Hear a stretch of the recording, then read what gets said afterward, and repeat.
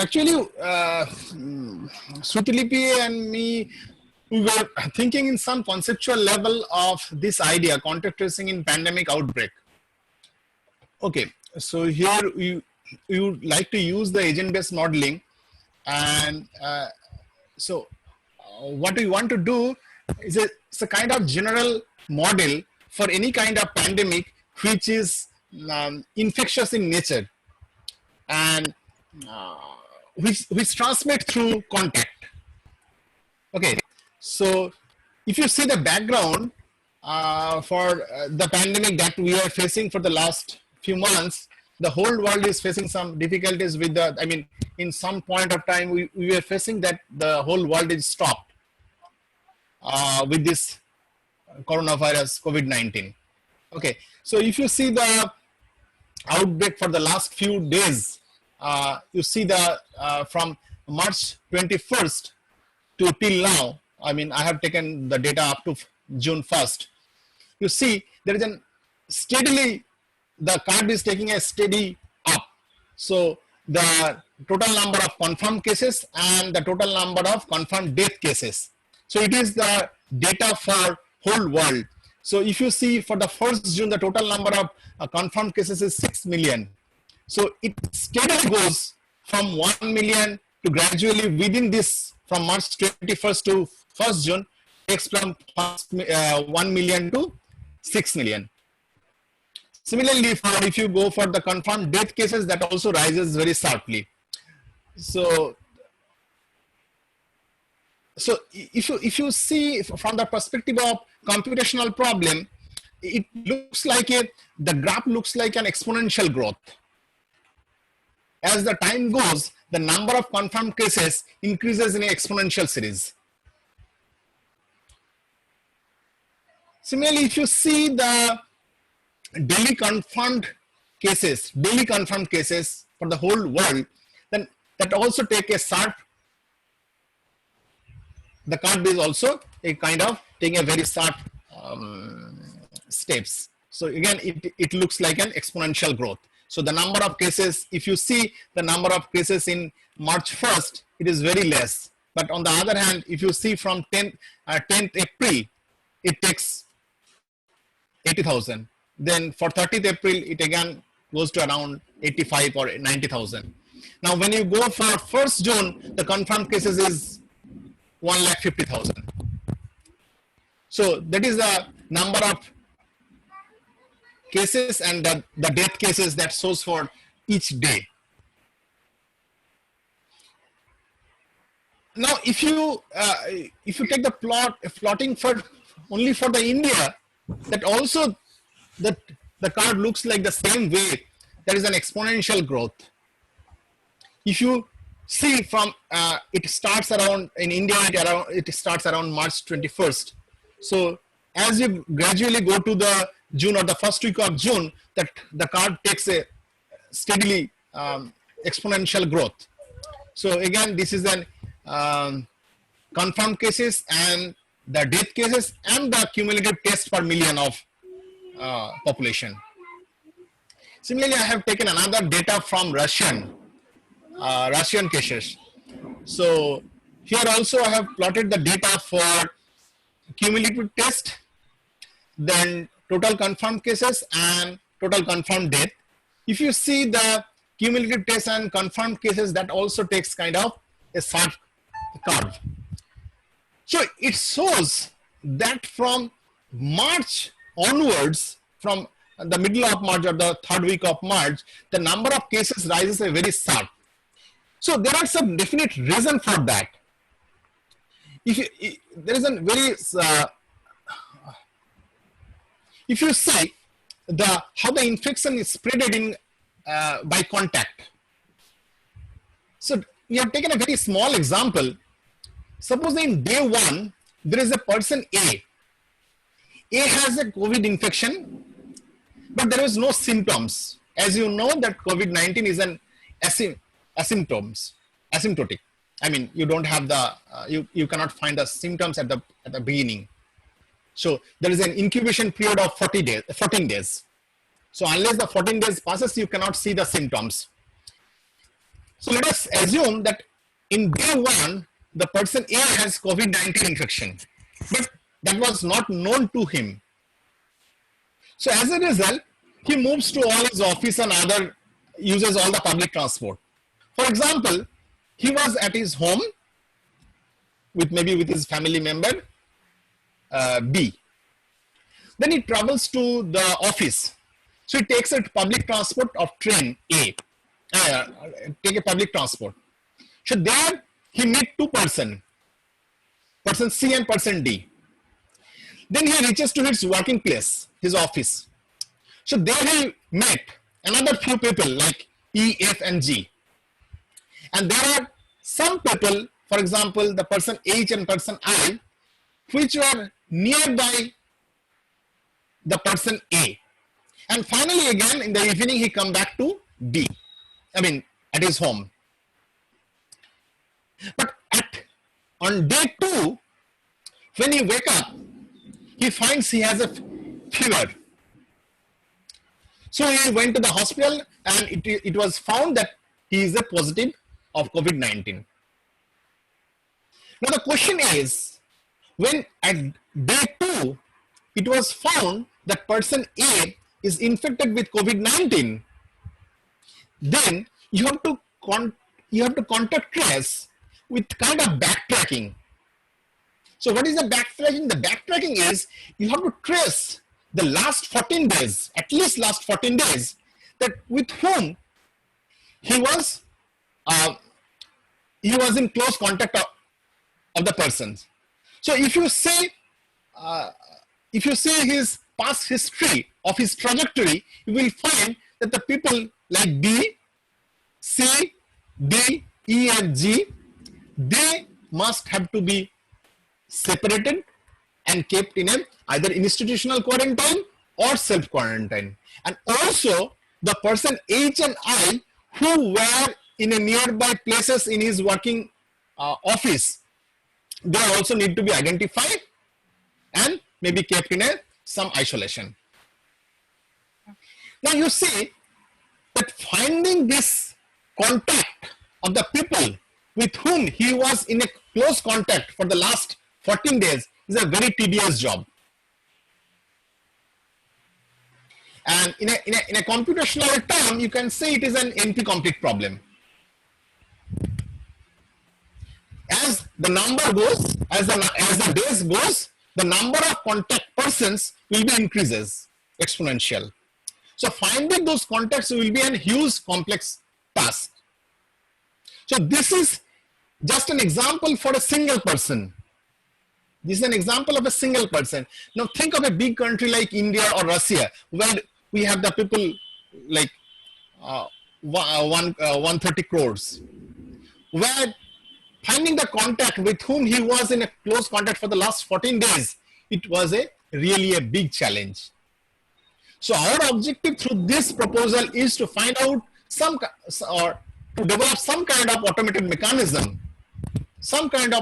mechanism through agent-based modeling to find out the minimum number of people from the whole set of the people of the society to form this subset who will be in a quarantine or self-quarantine. So the objective of the research to automate the process of contact tracing and generate the contact structure of an infected. So our objective is to find out the contacts of an infected person. To define the pandemic related semantic metrics according to the government requirement, maybe for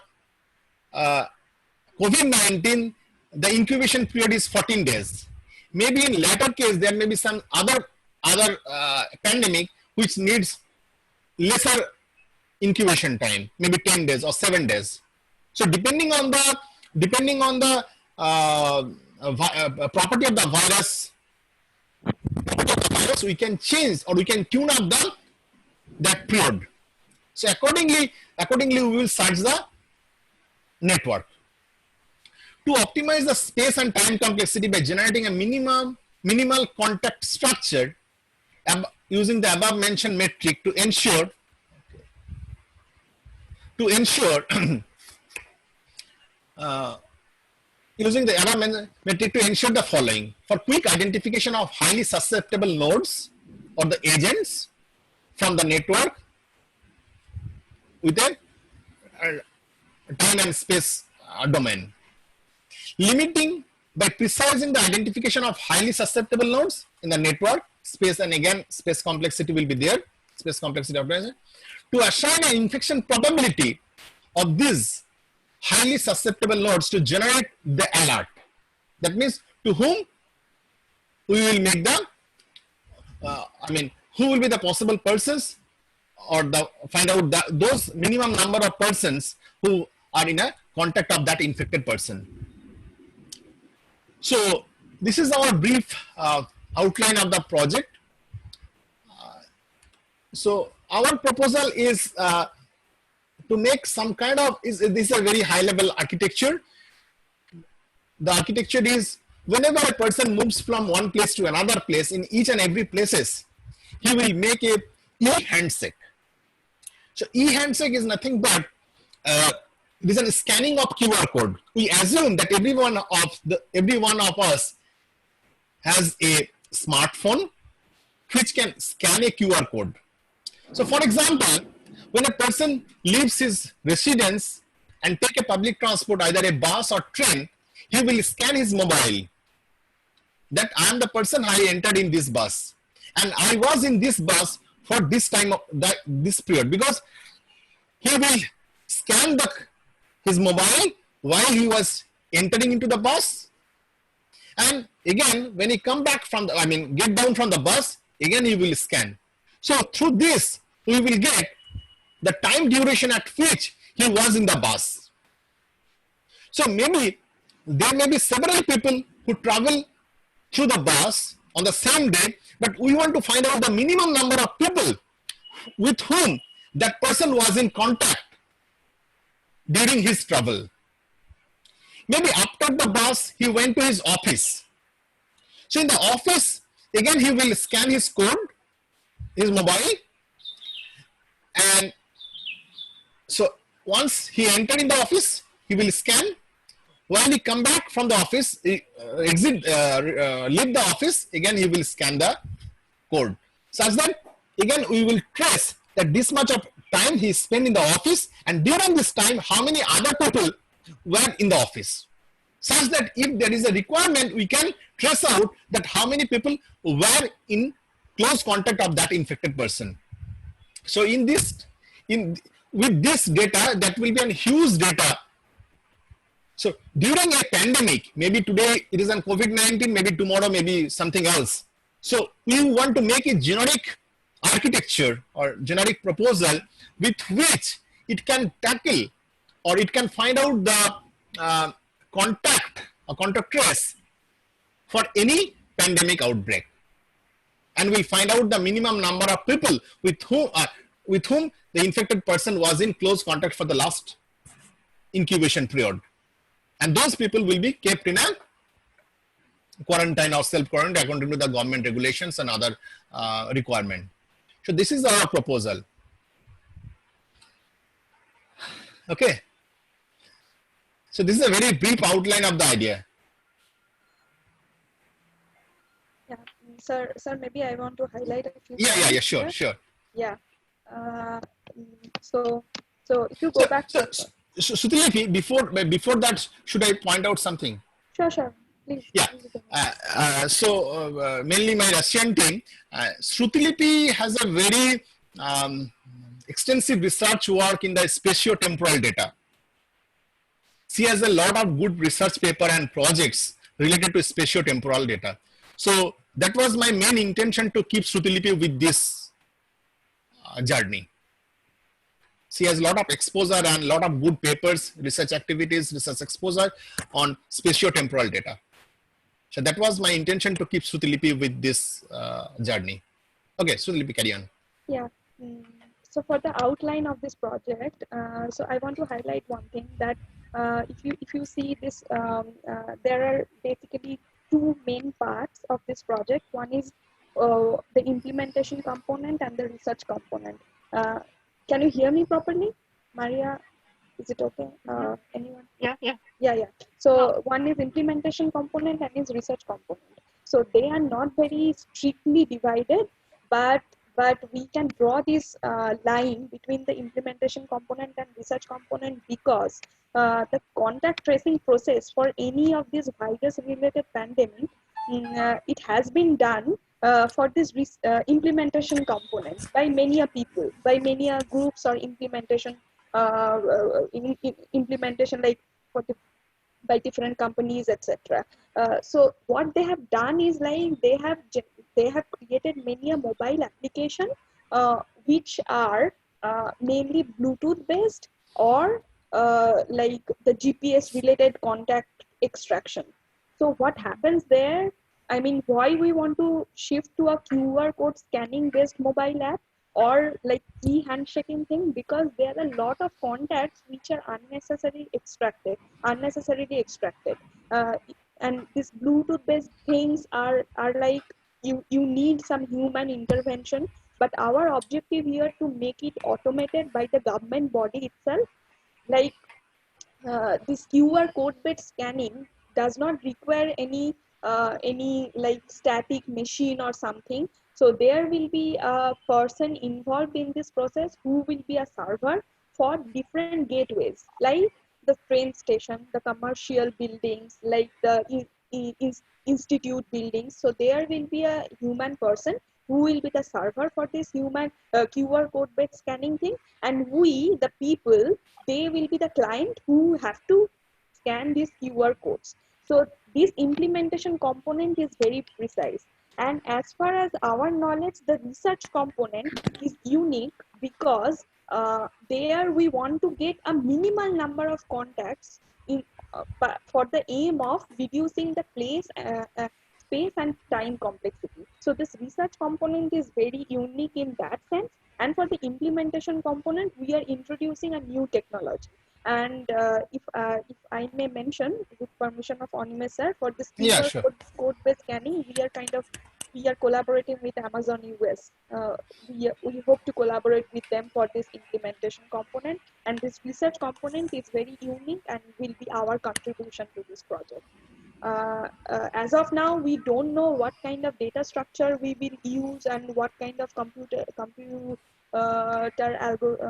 what kind of algorithm we will use. But yeah, this is the idea. I mean, we have a very vague idea in our mind, but the research component definitely would reduce the space and time complexity of the contract tracing process. And from the societal perspective, it will do the efficient utilization of our medical resources, which is very essential for the country like with big number of population like India, Russia. Yeah.